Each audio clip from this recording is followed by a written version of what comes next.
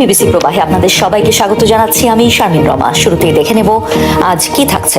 এবার যুক্তরাষ্ট্রকে ইরানের প্রস্তাব, ওমান উপকূল ধরে পণ্যবাহী জাহাজ বা তেলের ট্যাঙ্কার চলাচলে থাকছে না বাধা। নতুন করে তেহরানের ওপর হামলা না হলে মিলবে এই সুবিধা, খবর রয়টার্সের। যুদ্ধ নিয়ে মার্কিন প্রেসিডেন্টের নতুন বার্তা, শীঘ্রই শেষ হবে চলমান সংঘাত। যুক্তরাষ্ট্রকে ইউরেনিয়াম ফিরিয়ে দিতে রাজি হয়েছে ইরান, দাবি ডোনাল্ড ট্রাম্পের।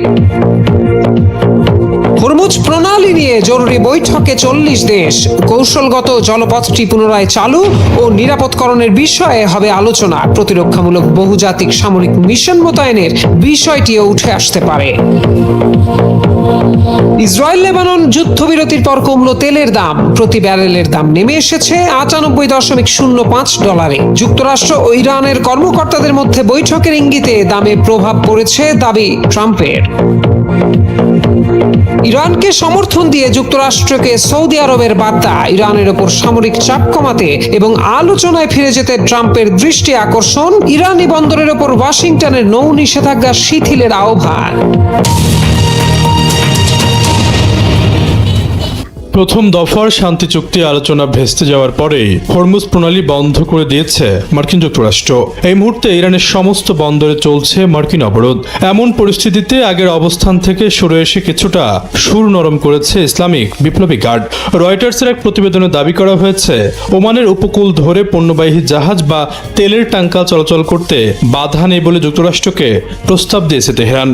এর আগে দফায় দফায় বৈঠক হলেও হরমুজ ইস্যুতে কঠোর অবস্থান থেকে না সরার বার্তা দিয়েছিল তেহরান। যুক্তরাষ্ট্রকে স্পষ্ট করে বলা হয়েছিল, হরমুজে জাহাজ চলাচল করতে হলে ইরানকে টোল দিতে হবে। এমন ঘোষণার পর নতুন করে উত্তেজনা দেখা দেয়। এরপরই হরমুজ প্রণালীতে অবরোধ ঘোষণা করে মার্কিন যুক্তরাষ্ট্র। রয়টার্সের প্রতিবেদন থেকে জানা গেছে, পাল্টাপাল্টি হুঁশিয়ারির মধ্যে যুক্তরাষ্ট্রের কাছে সরাসরি একটি বিশেষ প্রস্তাব দিয়েছে তেহরান। ওই প্রস্তাবে বলা হয়েছে, ওমানের কোল ঘেঁষে বয়ে চলা হরমুজ প্রণালীর বিশেষ অংশ দিয়ে যে কোনো পণ্যবাহী জাহাজ চলাচল করতে পারবে, তবে এর জন্য সঙ্গে একটি শর্ত জুড়ে দেওয়া হয়েছে। ইরানের শীর্ষ কর্মকর্তারা জানিয়েছে, নতুন করে যুদ্ধ বা সংঘাত না হলেই সুবিধা মিলবে। পাশাপাশি ইরানের সব দাবিও মানতে হবে যুক্তরাষ্ট্রকে। তবে হোয়াইট হাউস নিজেদের অবস্থান স্পষ্ট করেনি। এ নিয়ে আনুষ্ঠানিকভাবে মুখ খোলেনি ইরানের পররাষ্ট্র দপ্তরও। পারস্য এবং ওমান উপসাগরের মাঝে হরমুজ প্রণালীর সবচেয়ে সরু অংশটি 34 কিলোমিটার চওড়া। এর এক পাড়ে ইরান, অন্য পাড়ে ওমান। ভৌগোলিক অবস্থানের কারণে হরমুজের উপরে ইরানের নিয়ন্ত্রণ সবচেয়ে বেশি। তাই যুদ্ধে নিজেদের আধিপত্য ধরে রাখতে হরমুজকে হাতিয়ার হিসেবে ব্যবহার করছে তারা। পাল্টা ইরানের সমস্ত বন্দর অবরোধ করায় তেহরানও যে বিপাকে পড়েছে সেটাও স্পষ্ট। এদিকে একাধিক আন্তর্জাতিক গণমাধ্যম জানিয়েছে, খুব শীঘ্রই ফের শান্তি বৈঠকে বসতে চলেছে ইরান যুক্তরাষ্ট্র। তবে এখন পর্যন্ত দিনক্ষণ ঠিক করা হয়নি। কোথায় বৈঠক হবে সেটাও নির্ধারিত নয়। যতদূর ইঙ্গিত মিলেছে তাতে পাকিস্তানে ফের মুখোমুখি হতে পারে দুপক্ষ। তার আগে আমেরিকার বিশেষ বার্তা নিয়ে তেহরানে গিয়েছে পাকিস্তানের প্রতিনিধি দল। ইরানের পররাষ্ট্রমন্ত্রী আব্বাস আরাঘসির সঙ্গে বৈঠক করবেন তারা। এর মধ্যে হরমুজ প্রণালী নিয়ে সরাসরি প্রস্তাব পাঠালো ইরান।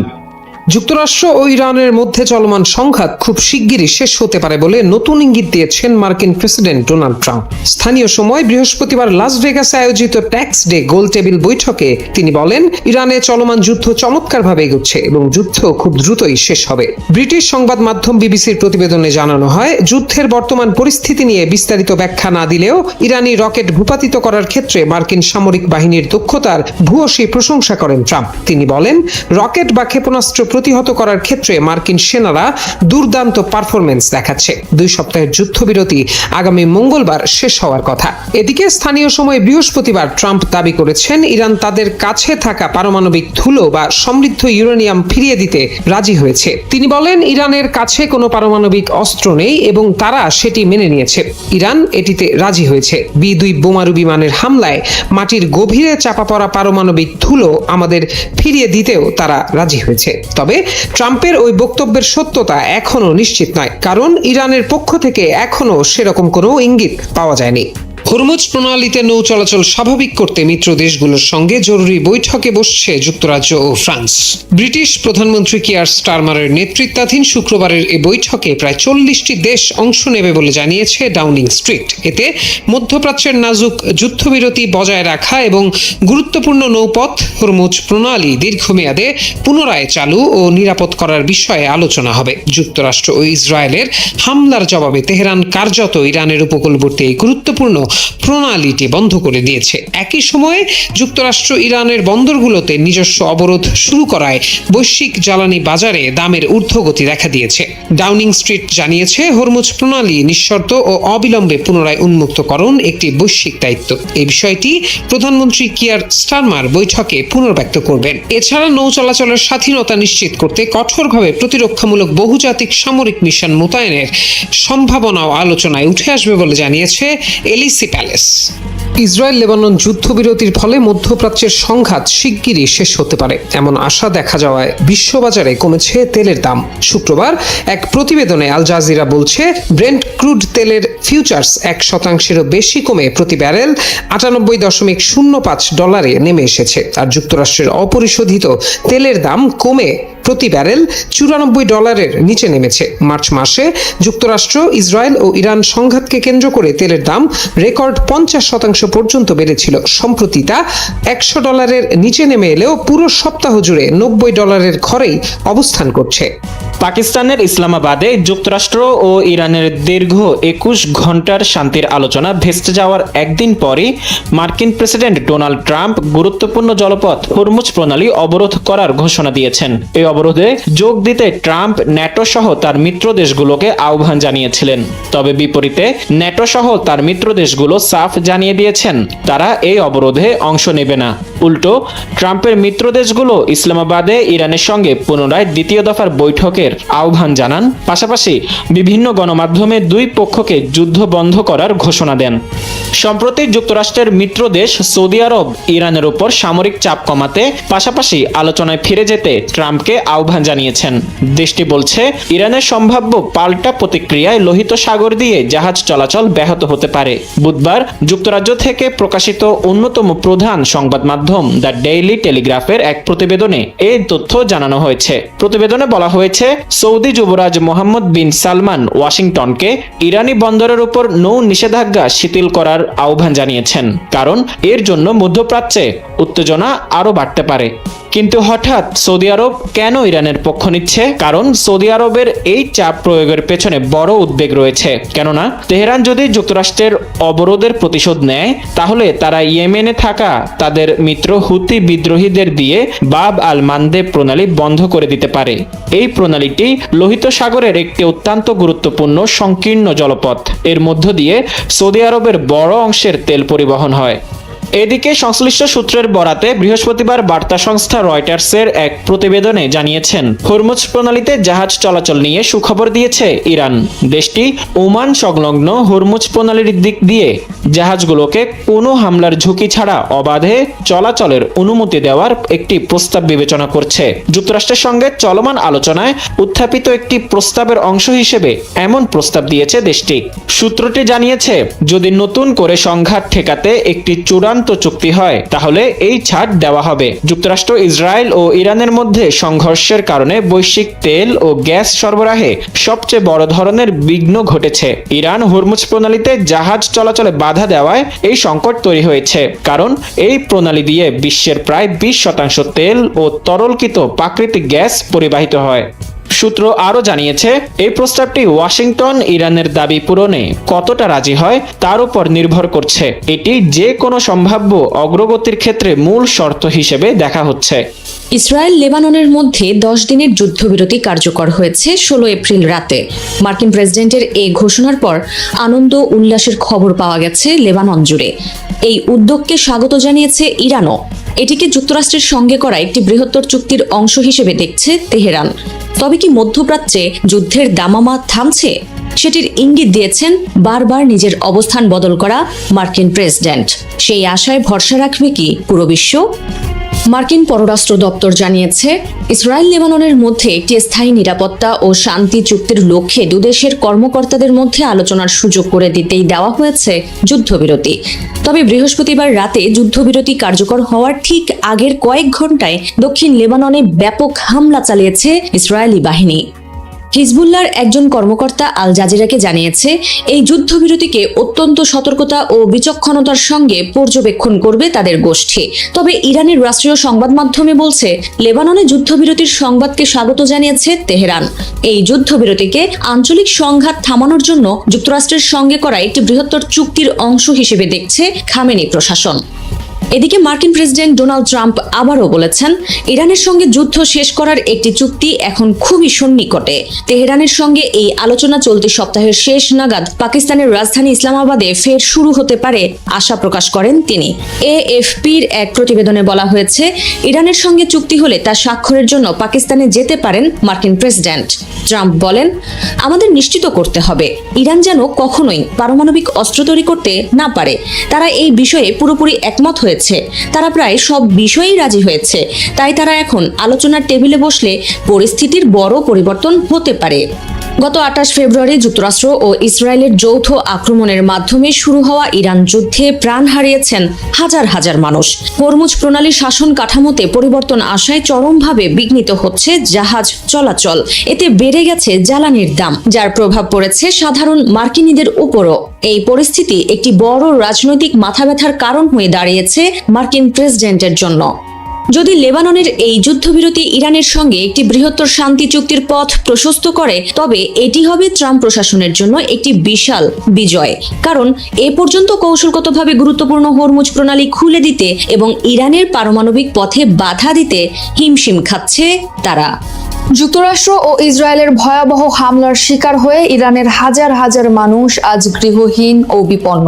সেই অসহায় ও বিপন্ন মানুষগুলোর জন্য মন কাঁদছে হাজার কিলোমিটার দূরের এক উপত্যকার অধিবাসীদের। কেন তৈরি হলো এমন অভূতপূর্ব আবেগ? ভারত নিয়ন্ত্রিত কাশ্মীরের সাধারণ মানুষ কেন তাদের ঈদের আনন্দ বিসর্জন দিয়ে বিয়ের গয়না, শিশুদের জমানো ব্যাংক, এমনকি নিজেদের শেষ সম্বলও তুলে দিচ্ছে যুদ্ধ বিধ্বস্ত ইরানিদের সাহায্যে? শিয়া সুন্নি নির্বিশেষে কাশ্মীরের মানুষ কেন এই উপত্যকাকে ডাকছে ছোট ইরান বলে? আর এই বিপুল পরিমাণ ত্রাণ সংগ্রহ নিয়ে হঠাৎ কেন এত উদ্বিগ্ন হয়ে উঠেছে ভারতের নিরাপত্তা বাহিনী? চলুন কাশ্মীর ও ইরানের 6 শতাব্দীর এই নারীর টান এবং বর্তমান যুদ্ধের প্রেক্ষাপটে তৈরি হওয়া মানবিক ও ভূরাজনৈতিক সমীকরণটির আদ্যপান্ত জেনে নিই। গত 21 মার্চ পুরো দক্ষিণ এশিয়া যখন পবিত্র ঈদ উল ফিতর উদযাপনে ব্যস্ত, তখন কাশ্মীরের শ্রীনগর ও বদগাম সহ বিভিন্ন এলাকার চিত্র ছিল ভিন্ন।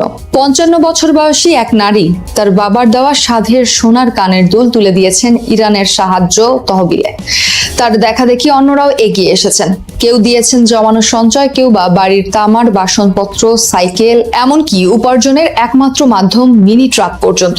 73 বছর বয়সী বৃদ্ধা তার প্রতিবেশীদের তামার পাত্র দান করা দেখে বলেন, কাশ্মীরিরা সাধারণত তাদের মেয়েদের বিয়ের জন্য এসব বাসন সংগ্রহ করে, কিন্তু আমরা এসব সেই মেয়েদের জন্য দিয়েছি যারা এই যুদ্ধে তাদের মা ও বোনেদের হারিয়েছে। শিশুদের জমানো ব্যাংক এবং স্থানীয় চিকিৎসকদের তৈরি করা মেডিকেল কিট এই মানবিক সহায়তার এক অনন্য উদাহরণ। এই অভূতপূর্ব ত্যাগের পেছনে রয়েছে কাশ্মীর ও ইরানের প্রায় 6 শতাব্দীর পুরনো এক ঐতিহাসিক সম্পর্ক। 14 শতাব্দীতে ইরানের হামদান থেকে সুফি সাধক মীর সাইদ আলী হামদানি কাশ্মীরে আসেন এবং সেখানে ধর্মীয় রীতিনীতি, শিল্পকলা ও সাহিত্যের প্রচার করেন। এই গভীর সাংস্কৃতিক ও ঐতিহাসিক সম্পর্কের কারণেই কাশ্মীরকে ঐতিহাসিকভাবে ইরানি সাগির বা ছোট ইরান বলা হয়। যদিও ভারত নিয়ন্ত্রিত কাশ্মীরে শিয়া মুসলমানরা মোট জনসংখ্যার মাত্র 10 থেকে 15%, তবু এই ত্রাণ সংগ্রহ শিয়া সুন্নি সব সম্প্রদায়ের মধ্যেই ব্যাপক সাড়া ফেলেছে। গত 28 ফেব্রুয়ারি ইসরায়েলি হামলায় ইরানের সর্বোচ্চ নেতা আয়াতুল্লাহ আলী খামেনি নিহত হওয়ার পর কাশ্মীর জুড়ে বিশাল শোক মিছিল বের হয়েছিল। স্থানীয় কর্তৃপক্ষের মতে কাশ্মীর থেকে সংগ্রহ করা এই নগদ অর্থ, সোনা, গয়না এবং জিনিসপত্রের আনুমানিক মূল্য প্রায় 600 কোটি রুপি বা $64 মিলিয়ন, যা পুরো ভারত থেকে সংগ্রহ করা মোট ত্রাণের 40%-এরও বেশি। ইরানের নয়াদিল্লি দূতাবাস সামাজিক যোগাযোগ মাধ্যম এক্সে একটি ভিডিও পোস্ট করে কাশ্মীরের জনগণের এই অভাবনীয় মানবিক সহায়তার জন্য গভীরভাবে কৃতজ্ঞতা প্রকাশ করেছে। ওই ভিডিওতে দেখা যায় এক বিধবা নারী স্মৃতিচিহ্ন হিসেবে রাখা 28 বছর আগে মারা যাওয়া স্বামীর দেওয়া সোনা ইরানের তহবিলে দান করেছেন। কাশ্মীরের সাধারণ মানুষ যখন বিশুদ্ধ মানবিক দৃষ্টিকোণ থেকে এই সহায়তা পাঠাচ্ছে, তখন ভারতীয় কর্তৃপক্ষ এই তহবিল সংগ্রহের পদ্ধতি নিয়ে গুরুতর উদ্বেগ প্রকাশ করেছে। জম্মু ও কাশ্মীর পুলিশ এবং রাজ্য তদন্তকারী সংস্থার শঙ্কা, বাড়ি বাড়ি গিয়ে সংগ্রহ করা এই বিপুল তহবিলের একটি অংশ যাচাই না করা ব্যক্তিদের মাধ্যমে স্থানীয় বিচ্ছিন্নতাবাদী ও সশস্ত্র গোষ্ঠীগুলোর হাতে চলে যেতে পারে। সরাসরি দূতাবাসে টাকা জমা দেওয়ার ক্ষেত্রে কোনো আপত্তি না থাকলেও মধ্যস্বত্বভোগীদের মাধ্যমে অস্বচ্ছভাবে সংগ্রহ করা অর্থের গতিপথ নিয়ে চিন্তিত প্রশাসন। বিশেষ করে 2023 সালে দক্ষিণ কাশ্মীরে এ ধরনের মানবিক তহবিলের অর্থ বিদ্রোহী গোষ্ঠীগুলোর কাছে যাওয়ার উদাহরণ টেনে স্বেচ্ছাসেবকদের সতর্ক করে দেওয়া হয়েছে। বর্তমানে পাকিস্তানের মধ্যস্থতায় চলা ইরান যুক্তরাষ্ট্র যুদ্ধবিরতির মেয়াদ 22 এপ্রিল শেষ হতে যাচ্ছে এবং দেশ দুটির মধ্যকার আলোচনাও থমকে আছে।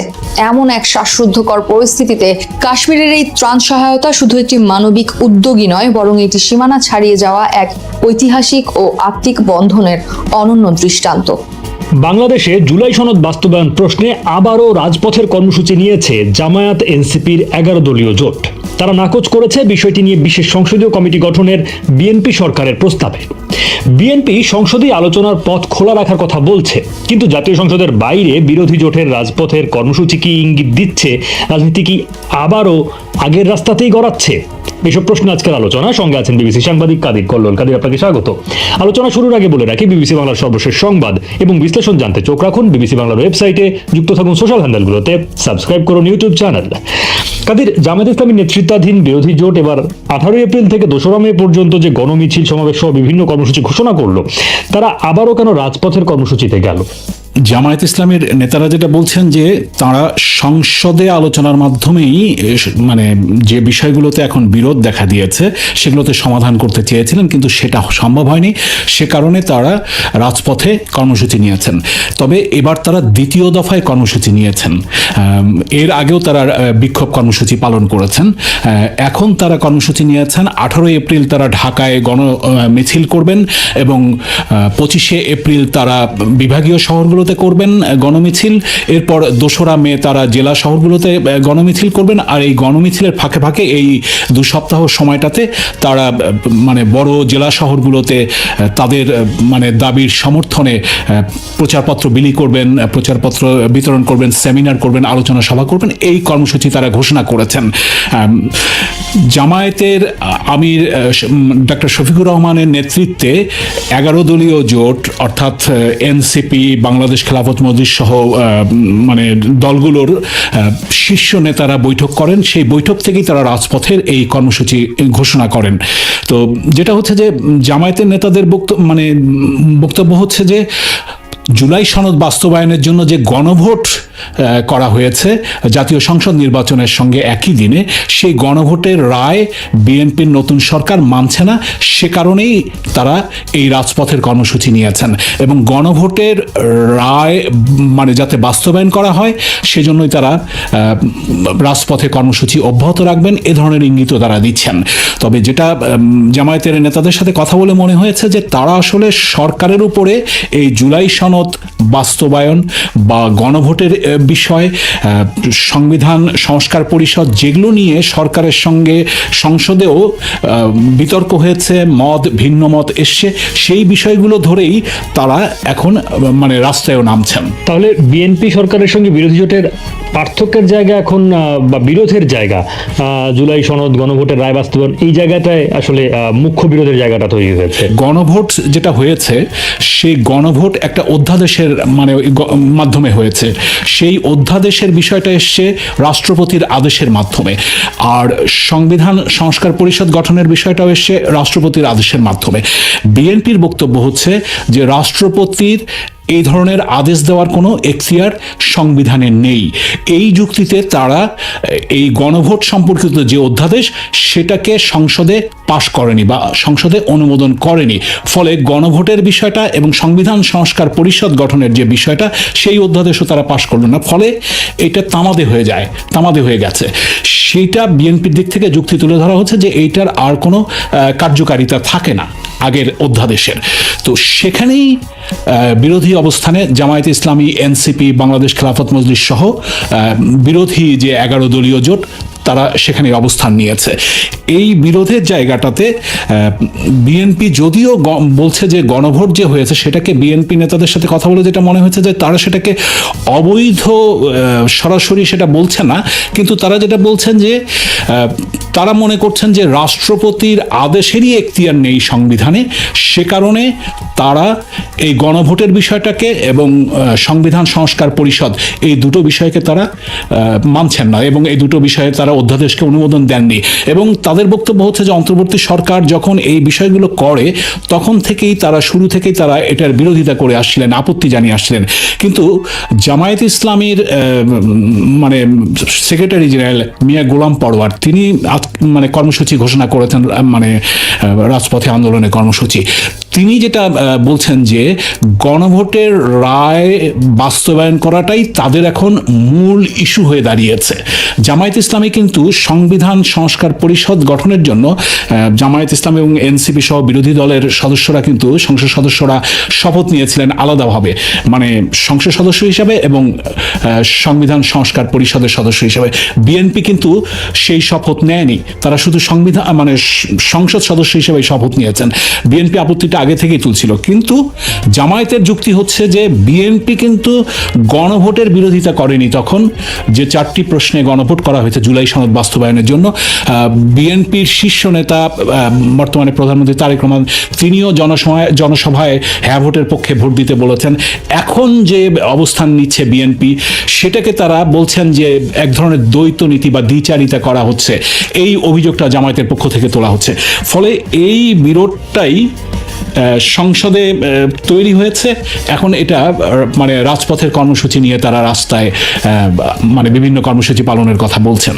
রাজনীতি কি সেই রাজপথের রাজনীতিতেই ফিরছে? এই শঙ্কাটা রাজনৈতিক বিশ্লেষকদের অনেকেই করছেন, যেমন রাজনৈতিক বিশ্লেষক অধ্যাপক মাহবুবুল্লাহ, তার সঙ্গে আমি কথা বলছিলাম।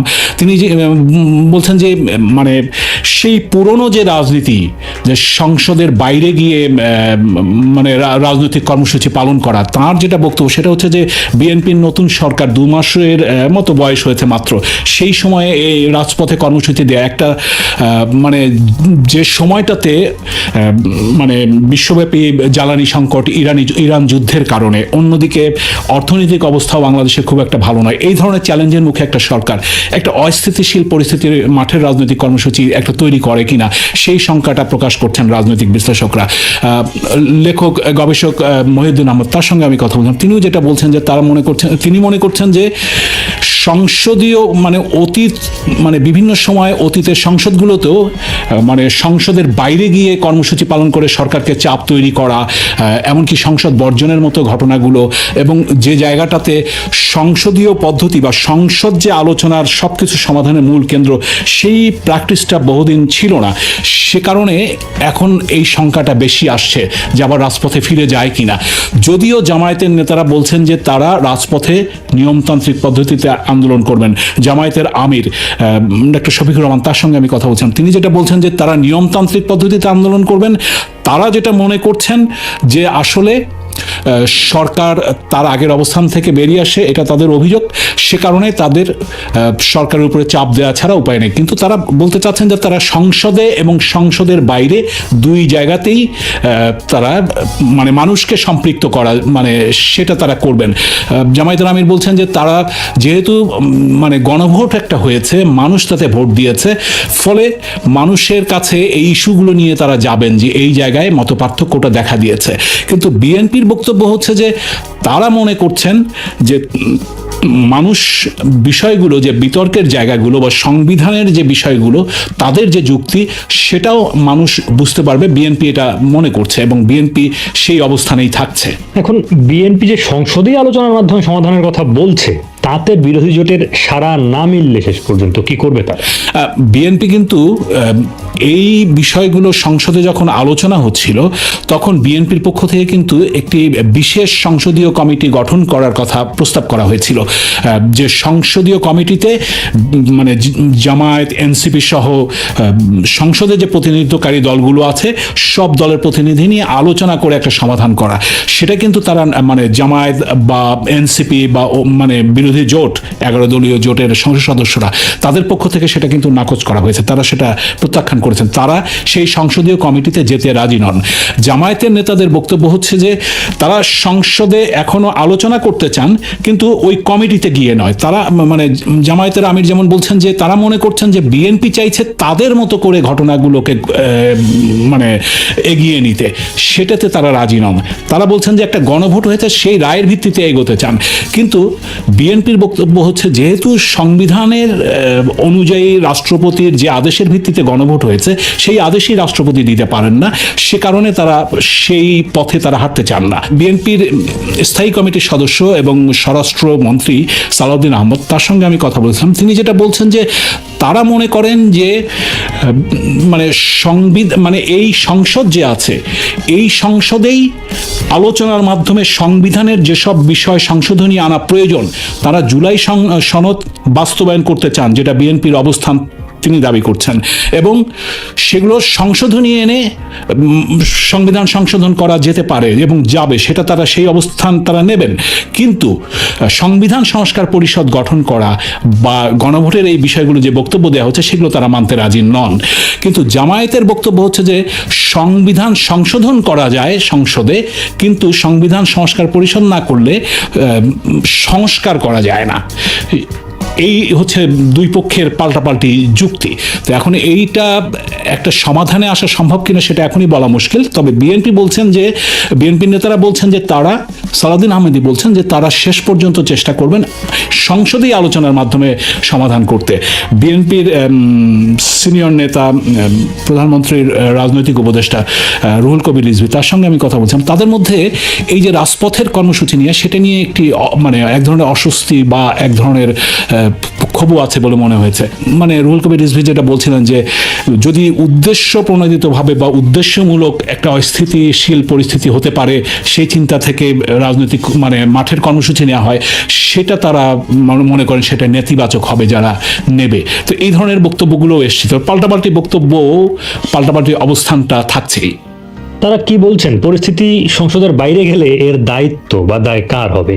বিএনপি, জামায়াত বা 11 দলীয় জোটের অন্য দলগুলো তারা কিন্তু পাল্টাপাল্টি বক্তব্য দিচ্ছেন। দায়িত্ব মানে জামায়াতের নেতারা বা 11 দলীয় জোটের নেতারা তারা দায়িত্ব বা দায় চাপাচ্ছেন পরিস্থিতির জন্য বিএনপির উপর, বিএনপি দায় চাপাচ্ছে বিরোধী দল জামায়াত বা তাদের উপর। তবে রাজনৈতিক বিশ্লেষকরা মনে করেন যে এখানে মানে দুই পক্ষেরই দায়িত্ব আছে। যেহেতু জুলাই গণঅভ্যুত্থানের মাধ্যমে আওয়ামী লীগের একটা দীর্ঘ শাসনের পতনের পরে একটা নির্বাচনের মাধ্যমে আবার একটা নতুন সরকার এসেছে, একটা অল্প বয়সী সরকার, সেই সময়ে মানে গণতান্ত্রিক প্রক্রিয়াটা এগিয়ে নিতে আলোচনা, মত, ভিন্ন মত বিষয়গুলো থাকবে, কিন্তু মানে একজন আরেকজনকে বেকায়দায় ফেলার চেষ্টা, সেই জায়গাটা থেকে, সেই পুরনো রাজনীতির ধারা থেকে বেরিয়ে আসা প্রয়োজন, এটা বিশ্লেষকরা বলছেন। অধ্যাপক মাহবুবুল্লাহ বলছেন যে এখানে দায়িত্ব দুই পক্ষেরই, তবে তিনিও মনে করেন যে দায়িত্বটা সরকারের বেশি। এখানে সরকারেরই পরিস্থিতিটা সামাল দেওয়ার জন্য বিরোধী দলকে আলোচনার টেবিলে নিয়ে এসে সংসদেই সমাধান করা উচিত। যদিও দুই পক্ষই বলছে যে তারা সমাধান করতে চায় সংসদে, কিন্তু সংসদে কিভাবে আলোচনা হবে বা কিভাবে সমাধান হবে সেইটা কিন্তু এখনো পরিষ্কার নয়। অর্থাৎ জুলাই সনদ বাস্তবায়নের পথটা নিয়ে যেমন বিতর্ক, সেটা সমাধানের পথটা নিয়েও বিতর্ক, সেটা থাকছেই। সবাইকে শুভকামনা জানিয়ে আমি শারমিন রমা আজ এখানে বিদায় নিচ্ছি। ভালো থাকবেন।